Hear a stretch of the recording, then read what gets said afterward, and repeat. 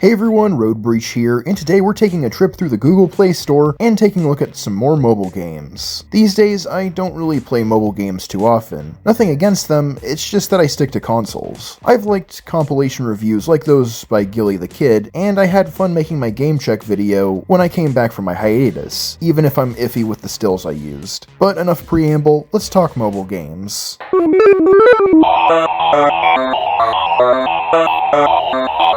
Let's start off with Sonic Rumble. This is basically Sonic meets Fall Guys. Matches consist of different rounds where you need to do better than everyone else so you don't get eliminated and strive for first place. Each round is a random mini-game, but from what I've played, it boils down to scoring higher than everyone else, or getting to the finish line before anyone else. You have a homing attack and a super attack that needs to charge up before you can use it to knock someone down and collect their rings to get a higher position than the person you walloped. You gotta keep your windshield clean and attack enemies first, or make sure you grab orbs or whatever else before anyone else does. You can also buy different characters and skins for those characters, and of course I bought Rouge. I mean, who else would I have spent real money on? Sonic Rumble won't knock your hubcaps off, but it is fun for a few minutes, and that's totally fine for a mobile game.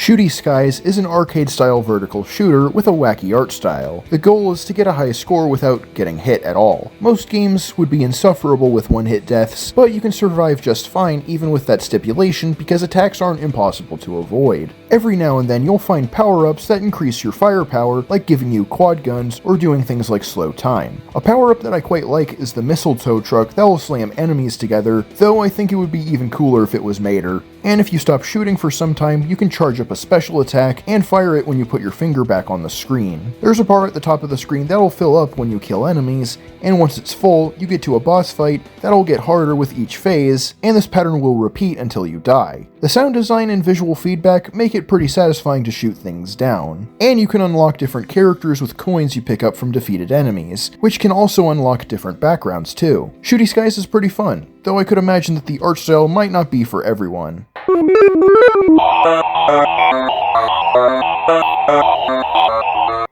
I genuinely didn't think this one was still available, but oh well. Mario Kart Tour is a watered-down version of its console brethren. It has all the stuff you'd expect, like items, different carts, different speeds, and plenty of characters to choose from, but it doesn't have the same sauce that any of the console games have. The track design is very bland with very few environmental hazards and decent scenery. The visuals are okay, it's bright and colorful, and the models are adequate, but the tracks aren't as fun to race on, though I do think upping the speed definitely makes it a little more fun. Back when the game came out, you had to basically gamble for new stuff, but now you can just buy stuff, and you can get regular rewards by doing well, and you can get more by getting the gold pass. I appreciate these changes to the monetization, but the overall game doesn't replace its console brethren.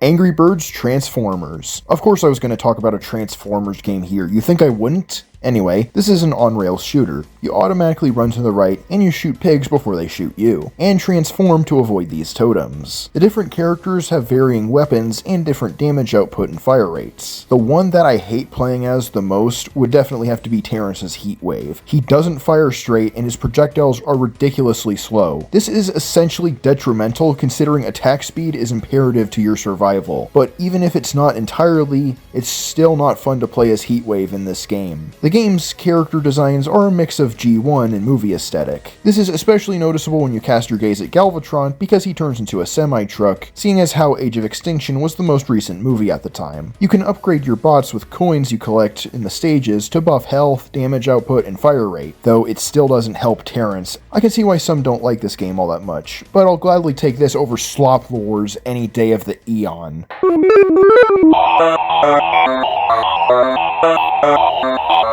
Five Nights at Maggie's is a FNAF clone that's done quite well. The game has one door you need to close if an animatronic gets to it until you hear them leave, and there's a vent under your desk that you can use your flashlight on to see if an animatronic is under there to ward them away. There are a few animatronics you really need to pay attention to on the cameras, like the one in the back room that has a similar mechanic to Foxy, where you need to check on him to see if he's in his room or not, and quickly close the door if he isn't in there. I didn't get killed until night 6 because the one animatronic you have to deal with here is incredibly aggressive aggressive. Oh, and I ran into this wretched fucking glitch that turned this horror strategy game into a glorified cookie clicker for 7 minutes. Another thing I viscerally despise is the fact that the completion screen uses an alarm clock sound. But I do like that there's a story here where there's an experiment that someone failed to stop and the franchise owner went missing. I'm sure there's more story that will get explored in the other games, considering there's more games like this on the Play Store, so I have plenty of content for later, but I don't want to bog this video down with one franchise or genre. Five Nights at Maggie's is mostly good, minus that infuriating glitch.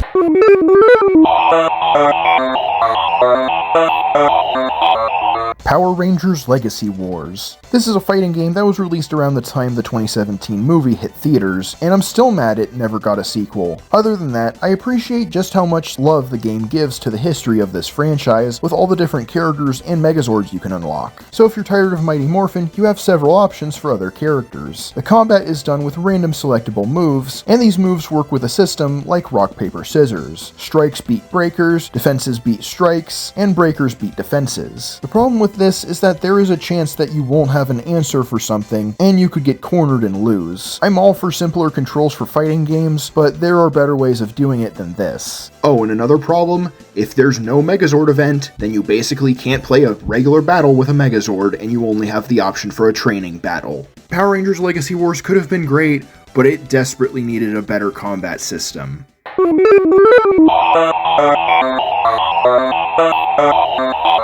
Mech Arena is a team-based third-person shooter where you pilot mechs. I only got far enough to play point capture, so there's only so much I can say here. I do like the designs of the mechs. They look pretty cool, and there's a good selection of weapons for different situations. I decided to equip an autocannon and a shotgun so I could be prepared for short and long-range combat. It does feel pretty good to smoke other players, and the reloading mechanic offers some semblance of strategy, but there's not a lot to it. Mech Arena is an adequate shooter.